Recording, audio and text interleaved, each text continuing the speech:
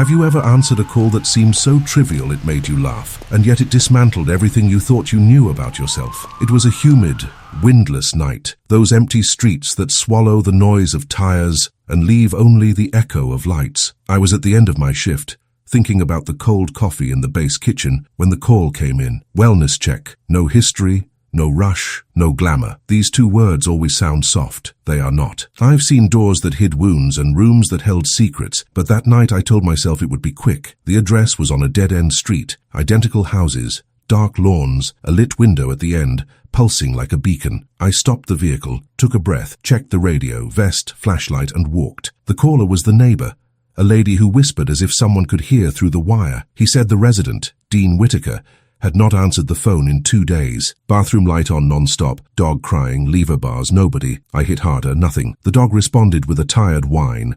I tested the handle. Locked. I walked around the side, following the smell of rain and mildew. The fence was open. The yard bore the ancient marks of an orderly life. Hanging tools, a worn bench, light footprints gathering dust and dew. I found the back door half open at a shy angle. I announced myself. Name, department, procedure. The voice was firm, but the heart sank. I pushed slowly. The house smelled of old disused soap. The dog, a grey Labrador, approached with wet eyes, a wagging tail, and a silent plea. I passed by the kitchen. Clean sink, dishes drying, a glass of water half full, as if someone had stopped the thirst halfway through. I felt the first strange sign. The TV was on without sound, displaying only a blue screen. In the hallway, pictures lined up. Graduation photos, an old uniform, a restrained smile. Dean had a methodical life, I thought. At the end of the hallway, light from the bathroom leaked through the crack. I knocked again. Nothing. I pushed. Empty. Towel on the floor. Half-open cabinet.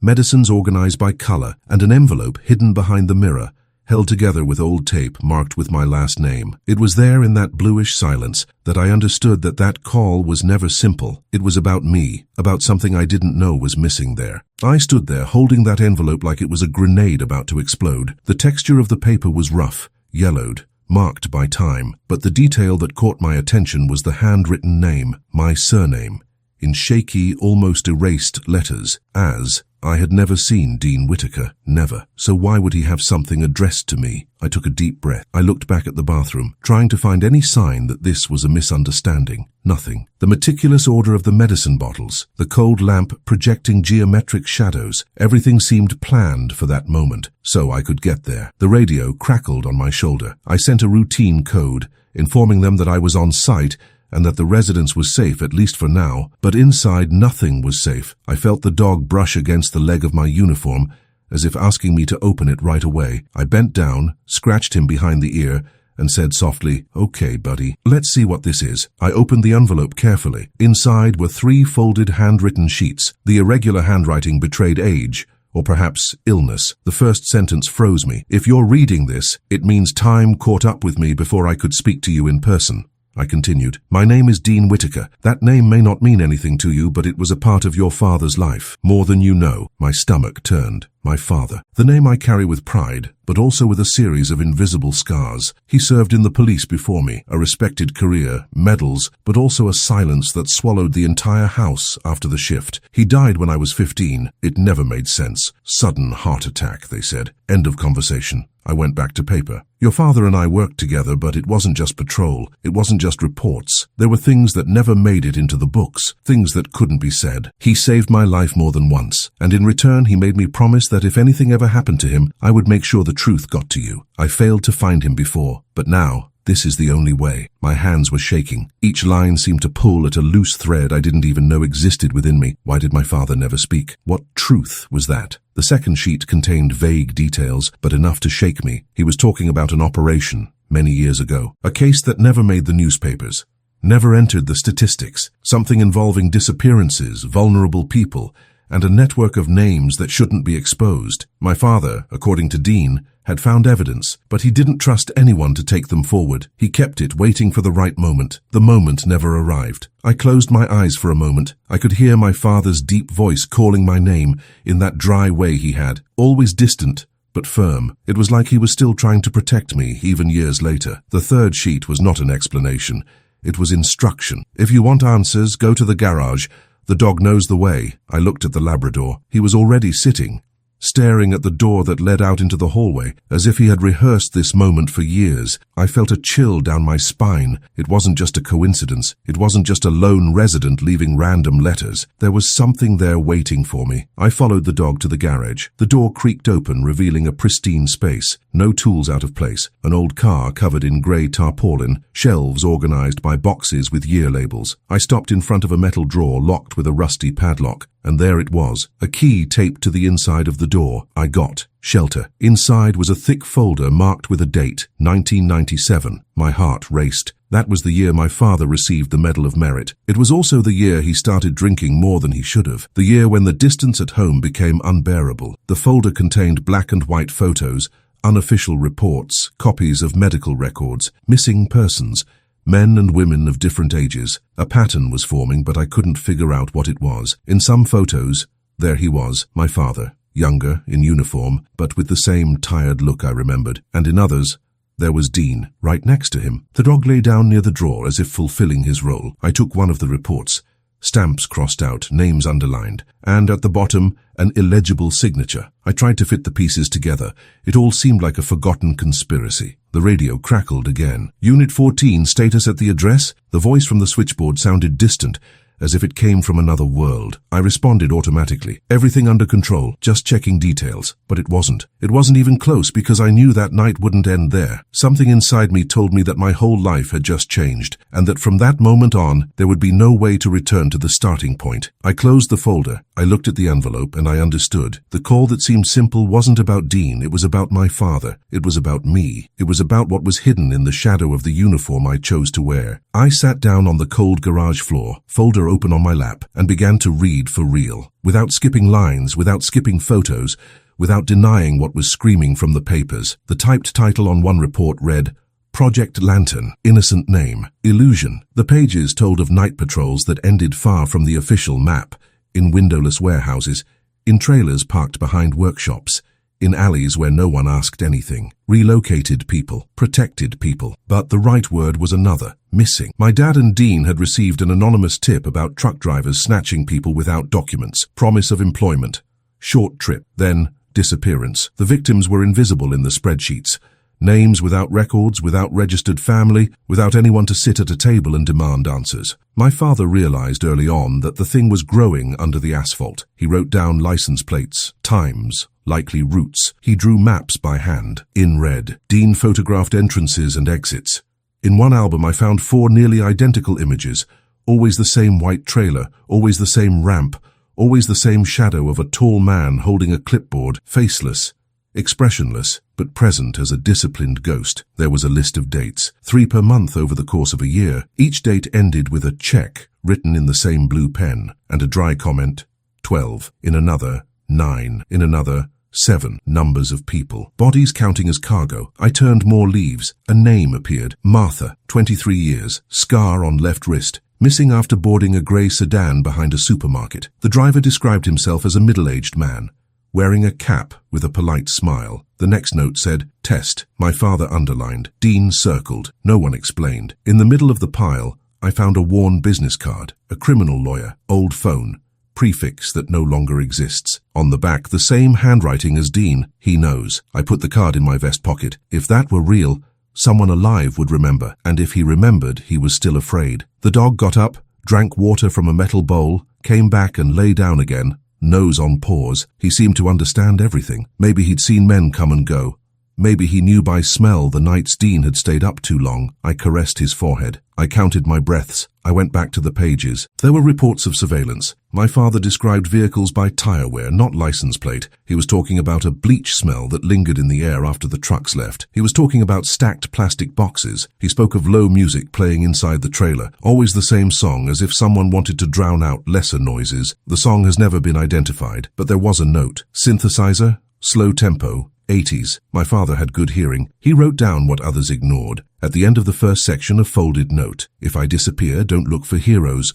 Look for patterns. Signature. A thick, unmistakable stroke. My father. The second section featured light strokes. Blown out photos. Too many flashlights. Rush. In 2, I saw an emblem on the coat of a man at the fence. It wasn't from the police. It was from a private security company. Illegible name, but a round symbol. 3 lines inside, like a helix. I took out my cell phone, took pictures of the pictures. Amplify granulated. Still the propeller stared at me. More pages. Short statements without signatures. I went to the trailer and woke up in a white room. I heard running water and heavy footsteps. The door never opened from the front, only from behind. The sentences ended abruptly, as if the pen had slipped along with the memories. On the edge of a page, a note from Dean. He hesitates when asked about his daughter. Who was he? The clipboard man, the driver in the cap, the card lawyer. I turned back the pages, trying to match passages. Nothing closed. Everything suggested it. He confessed nothing. The 3rd section was the worst. Medical records.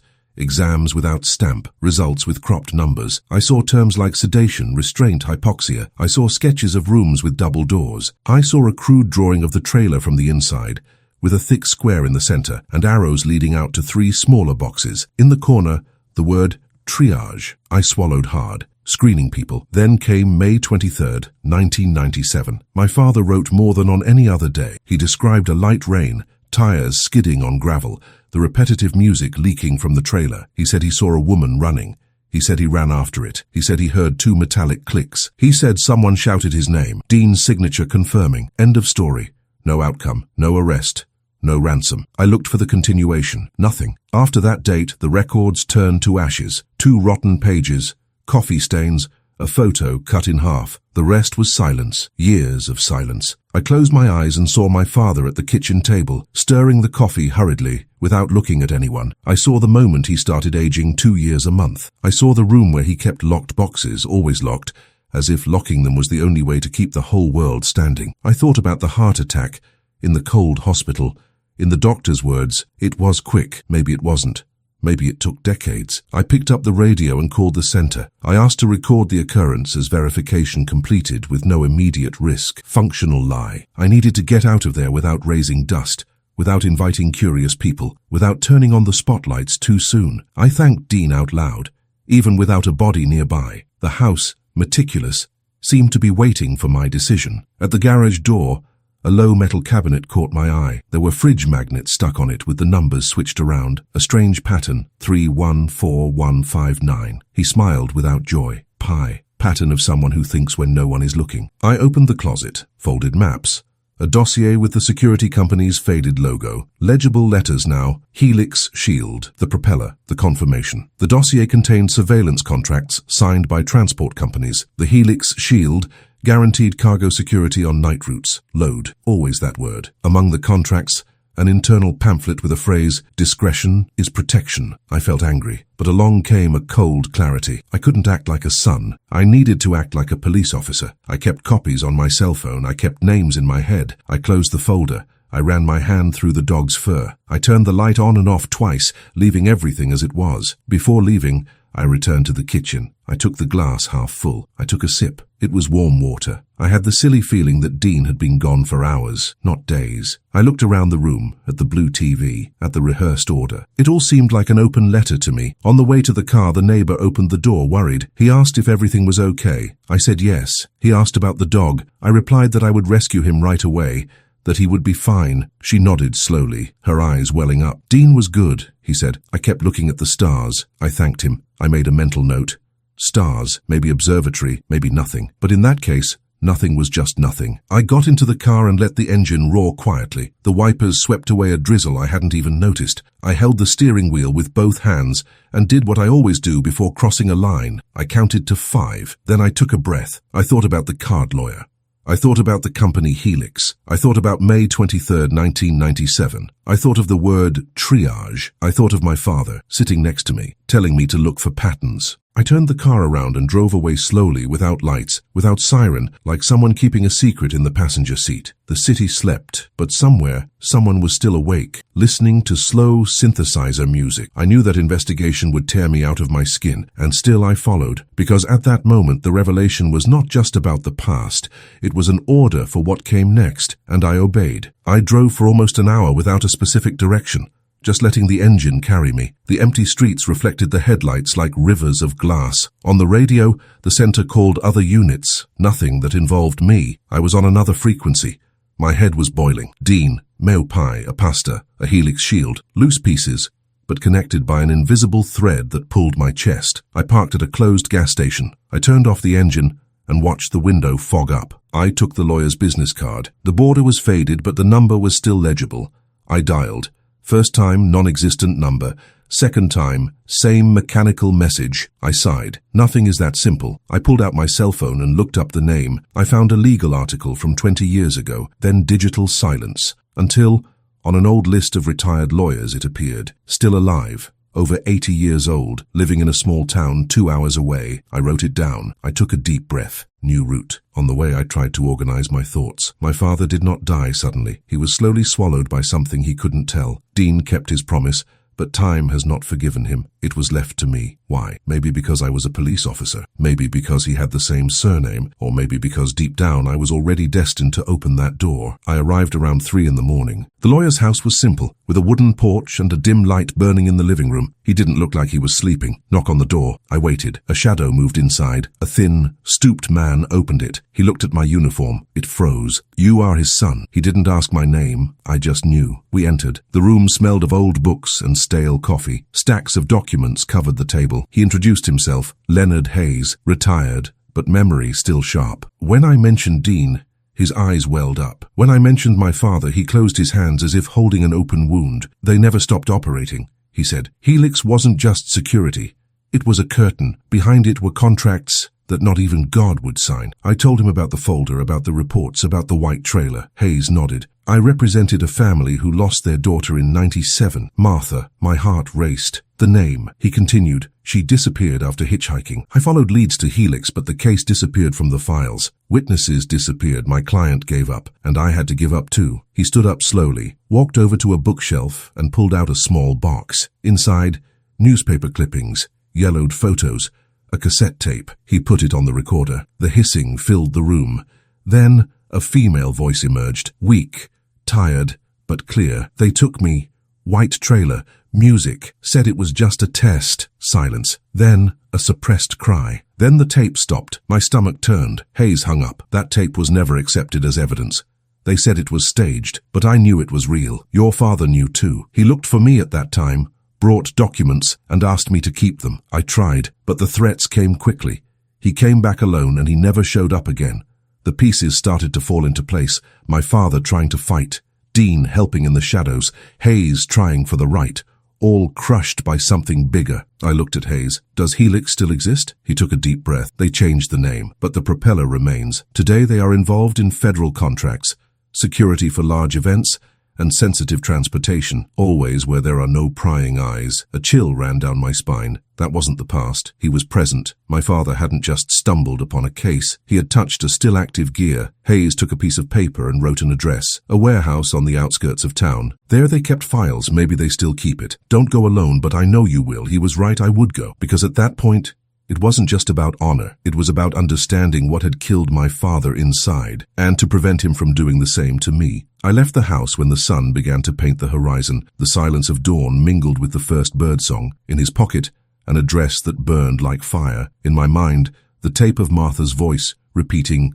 "Test." In my chest, the feeling that my shift would never end. I drove to the edge of the warehouse.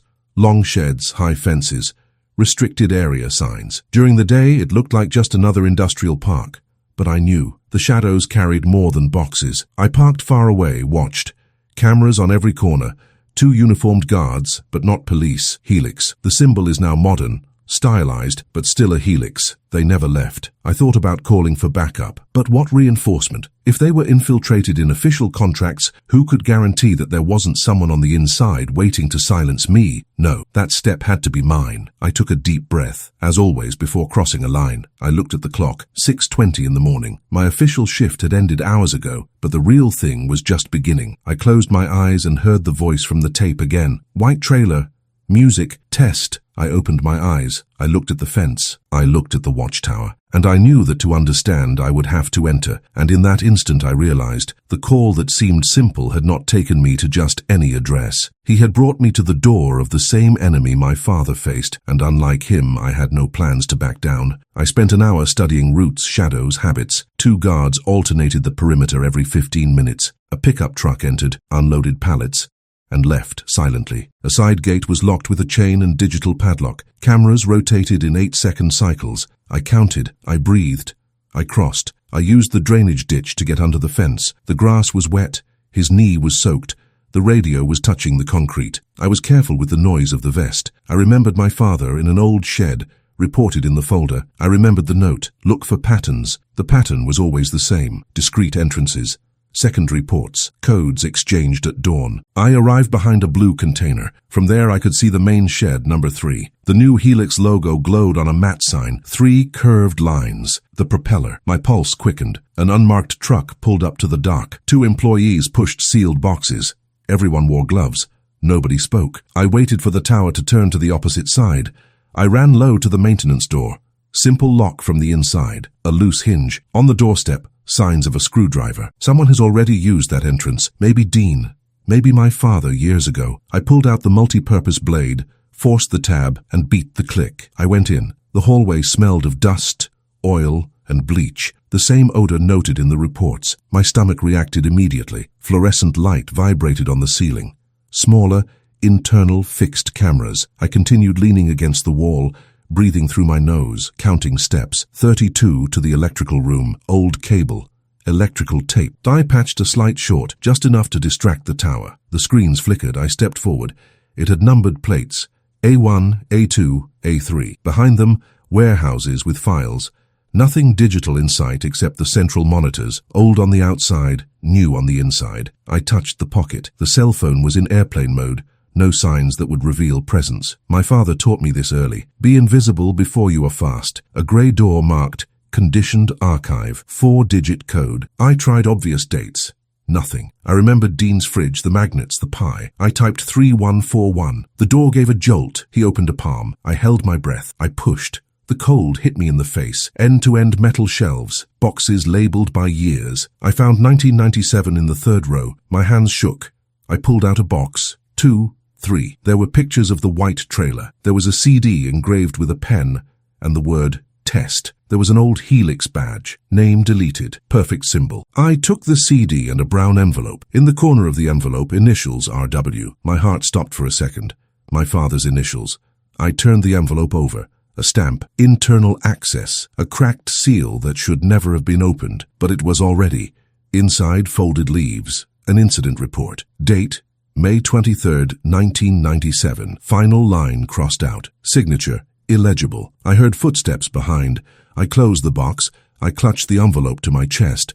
I hid between shelves, crouching down. 2 employees entered, pushing a cart. They spoke softly, but it was possible to hear them. Directive changed. We'll migrate everything by Friday. The trailer will leave the dock today. My muscles locked up. Oh, trailer. Still here. Still active. They passed by without seeing me. The cart squeaked. The door closed. I started breathing again. I needed to see the trailer. I needed to hear the music. I needed to understand the word test. I left the archive through the opposite corridor. I ran hunched over between shadows. I crossed an inner courtyard. There, under a tarp covering, it was a new white trailer with no visible license plate, a retracted metal ramp, cables running underneath, side door with electronic lock. I listened. Nothing. But many things prefer silence in the presence of those who see them. Behind the trailer, a maintenance panel, 4 screws. I took 2. That's enough. I lifted the panel. Inside, a tangle of wires, a simple connector. I unplugged it and reconnected it, simulating a failure. I waited. The shed door opened. A technician came grumbling, wrench in hand. Always this circuit. I took advantage of his shade. When he opened the panel, I touched his shoulder. Firm, policeman. Low voice. Hands on the panel, slowly. He froze. I turned him around and quickly handcuffed him with a plastic clamp. I took him behind the container. Just maintenance, man, I believe. Are you going to hurt me? Only if you scream. He didn't scream. I took your badge. Technical access. I went back to the trailer. I swiped my badge in the lock. Green light. The doorknob gave way. I went in. The air had the same bleach smell as described. The same portable air conditioner hum. The walls were smooth white, washable. In the center, the thick cube drawn on my father's sketch. On the right, 3 smaller compartments.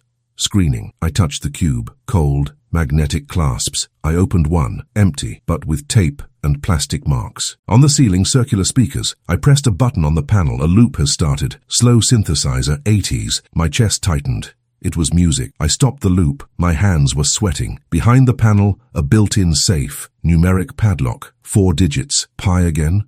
3141. Nothing. My father's birthday? I tried. Nothing. I thought about the Hayes tape, the date of Martha's disappearance. I tried 0523. The safe clicked. It opened. Inside, a young woman's driver's license. Blurry photo. Name, Martha Ellison. On the back, blue pen. Test completed. A black unbranded flash drive and a snapshot. My father next to Dean, his face serious, reflected in the metallic shine of the trailer. Behind the photo, a sentence. The mistake was not entering, the mistake was trusting. The ground seemed to give way. I shivered unintentionally. I took the flash drive and put it in my inside pocket. I closed the safe. I quickly wiped where I touched it. I went back to the door. Before leaving, I looked around the space again. So clean, so ready to deny any story that tried to be born. I left. I took the technician in handcuffs to the maintenance room. I cut the armband when he swore silence. He asked if I was a police officer. I said I was just fixing an old mistake. He shook his head, confused, alive. I left him there. I went back through the ditch. I passed under the fence. I walked to the police car as if my feet were made of cast iron. Inside the car, I closed my eyes. The music was still playing in my head. Martha's voice on the tape found the loop. Test. I finally understood the cruelty of the word. Obedience test. Silence test. Test of how far a person can go without breaking. I started the engine. The sun was already shining on the sides of the sheds. The propeller gleamed as if spinning without wind. I picked up the cell phone. I turned off airplane mode. I thought of Hayes. I thought about the conditioned file. I thought about the envelope with my father's initials. The phone vibrated. An unknown message appeared. No greeting.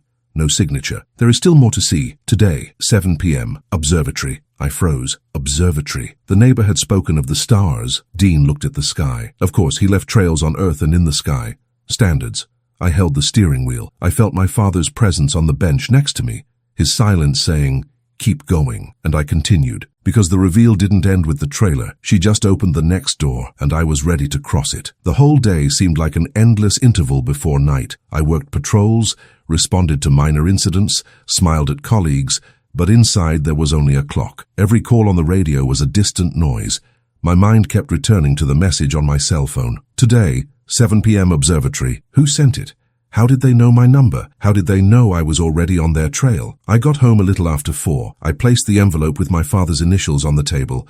I looked at him as if staring at an open wound. I wanted to reread it, but I didn't have time. I needed to be ready. I grabbed another spare pistol, changed my vest, got an extra flashlight, handcuffs, batteries. The preparation ritual calmed me. It was like hearing my father say, "Check twice before you leave." I checked 3. At 6, I was already on my way. The observatory was located on top of a hill outside the city. Narrow road, blind curves, pine trees leaning as if trying to whisper secrets. The sky was brightening in orange and purple. When I parked, the sun was already setting. The white dome of the observatory reflected the last light. A lone figure was waiting for me at the entrance. I went down cautiously, the hand close to the gun, but not showing off. The figure raised his hand in a sign of peace. When I got closer, I recognized it. He was the warehouse technician, the same one I had immobilized. No uniform, tired face, red eyes. "I knew you would come," he said. "I wasn't the one who sent the message, but they also know you got in." My heart raced. "They?" He nodded. "Helix, or as they call it now, Horizon Security. The name changes, but the system doesn't." He took a deep breath. "I've worked there for 3 years. I never questioned anything until you saw the trailer from inside. We thought it was just cargo until we heard the sounds." He closed his eyes for a second, as if punishing himself for remembering. "I can't sleep anymore." I wanted to ask 1,000 things, but he held up a flash drive. "I found this hidden in a console. It's a copy of something that shouldn't exist." He placed the object in my hand. "Take it away. I don't want it anymore." "Why give me this?" He stared at me. "Because you are his son." That phrase again. I always came back to my father, Dean Hayes.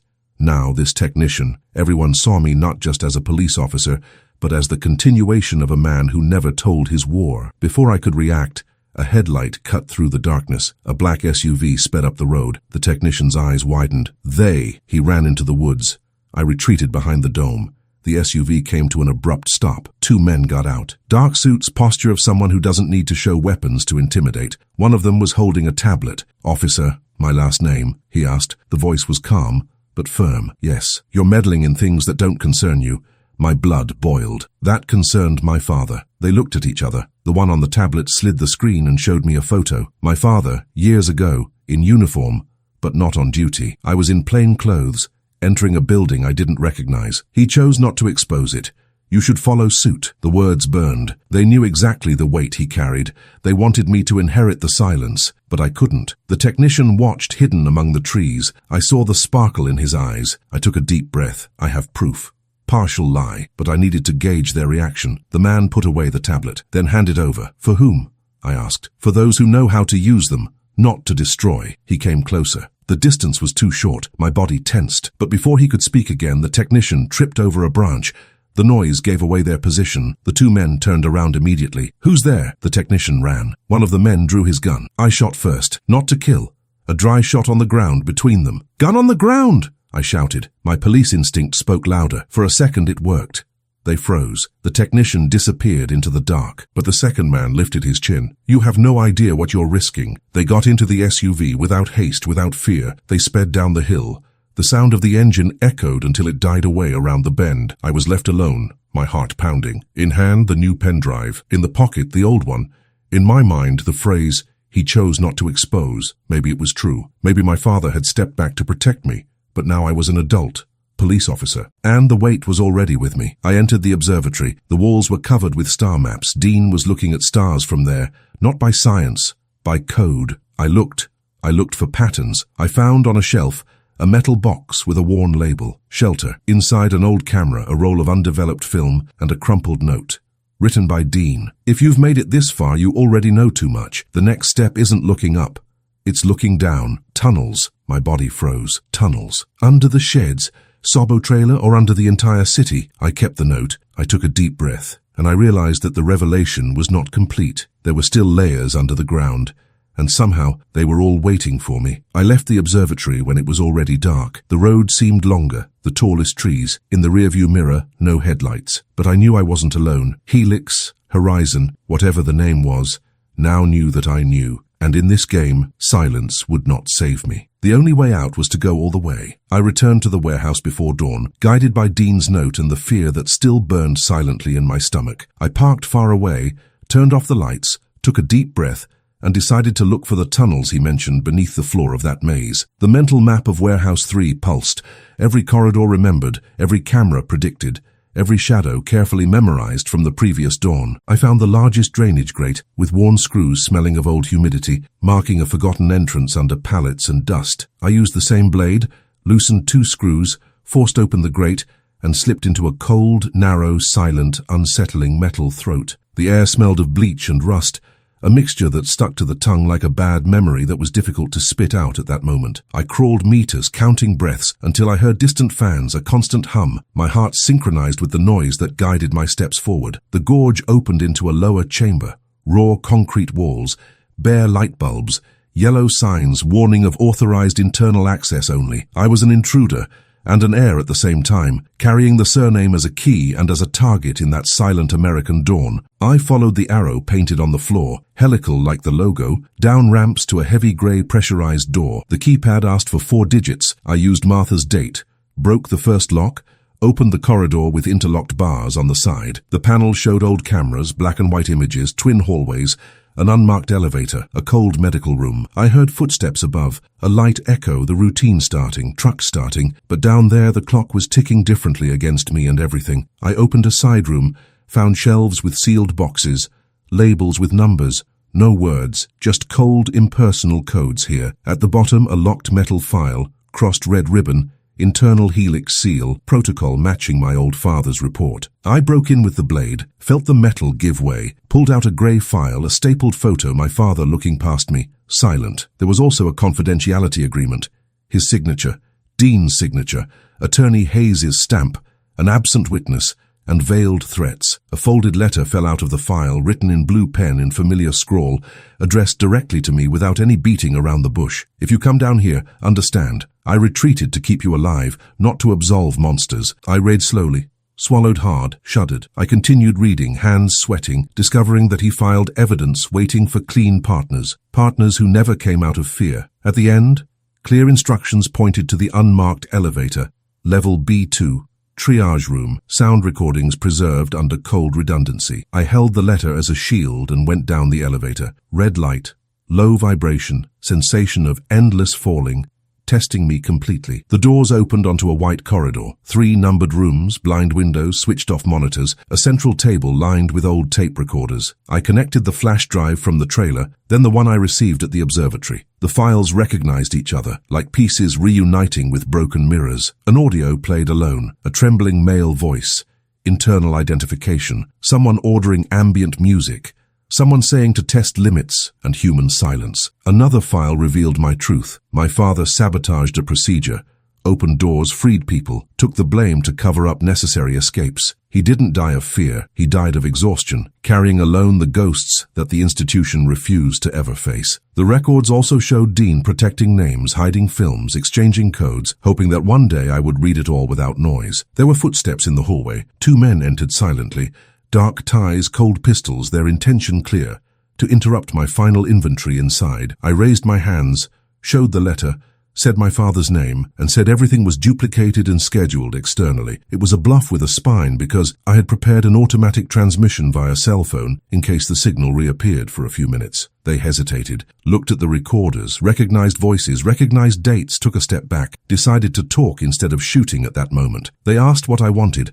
I answered simply, closure.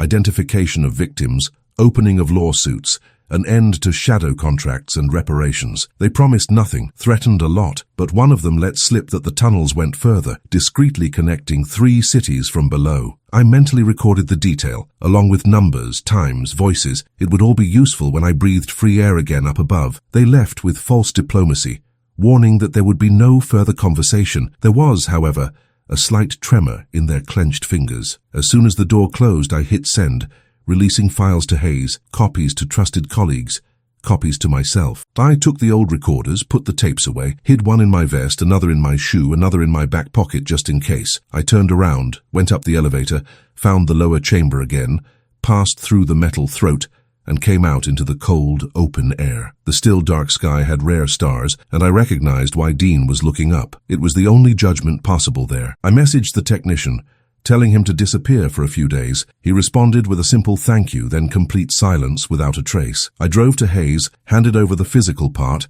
heard his breath hitch as he recognized voices, dates, stamps, the propeller always spinning there. He promised to file urgently, engage reliable local media, shield vulnerable names, and prepare for old ghosts to return. I returned to base, sat in the cold kitchen, looked at the coffee, smiled tiredly, heard familiar footsteps inside my memory. My father sat beside me in remembrance. He was silent, and finally left a sentence that I always needed to hear now. Revealing hurts, son, but hiding kills, he said, voiceless with firm eyes, and I accepted the entire sentence today. I wrote formal reports, attached evidence, cited protocols, described tunnels, recorded everything, prepared for a storm, knowing it would come sooner or later. At the end of my shift, I visited Dean's dog, brought him some food, stroked his nose, and promised him new calm skies. I left flowers on Hayes' porch, simple flowers, because courage also needs little things to keep breathing properly. When I went out into the street, I finally understood the change. The simple call revealed who I am and kept me alive whole, and that's how a routine call